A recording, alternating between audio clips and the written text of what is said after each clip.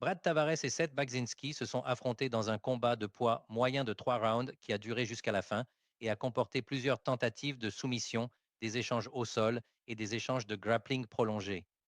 Au premier round, Bagzinski a commencé avec des coupes de pieds bas et des tentatives de takedown agressives avant de menacer avec un étranglement triangulaire profond et un armbar. Tavares s'est échappé, a pris le dos et a contrôlé une grande partie du round avec un triangle corporel. Les deux combattants ont réussi 4 frappes significatives chacun, tandis que Tavares a sécurisé un takedown et 3 minutes 54 de temps de contrôle.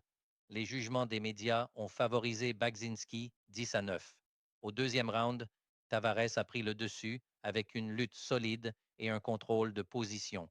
Il a projeté Bagzinski au sol, a avancé en position plusieurs fois, a menacé d'une kimura et a terminé le round en infligeant des coups au sol depuis la position supérieure.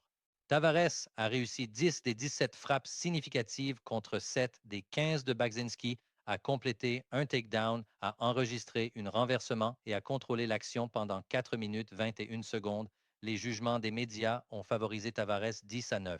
Au round 3, Bagzinski a de nouveau menacé avec un étranglement triangulaire profond, mais Tavares s'est échappé et a répondu en prenant le dos et en poursuivant un étranglement arrière. Bagzinski a réussi 11 des 18 frappes significatives contre 4 des 5 de Tavares, tandis que Tavares a ajouté un autre takedown et 3 minutes 18 de temps de contrôle.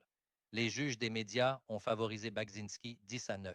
Sur 3 rounds, Tavares a réussi 18 des 34 frappes significatives, complété 3 des 6 takedowns et accumulé 11 minutes 33 de temps de contrôle.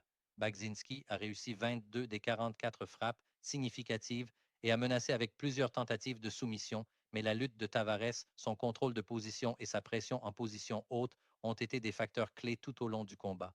Brad Tavares a gagné par décision unanime après 3 rounds, avec les 3 juges notant le combat 29-28 en sa faveur.